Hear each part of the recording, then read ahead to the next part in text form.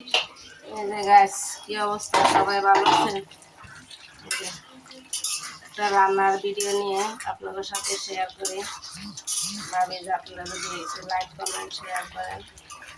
এই যে মুরগির মাংস দিয়ে আলু দেওয়া যে এখানে আছে, যে আলুগুলারে পাগুলারে কষাইছি এতক্ষণ, এখন দিয়ে দিছি ভালো মতন একটু কষা করে হালকা একটু জল দেব। আর এই যে এখানে আছে কলমি শাক, এই যে চিংড়ি মাছ, কলমি শাক দিয়ে চিংড়ি মাছ দিয়ে রান্না করো।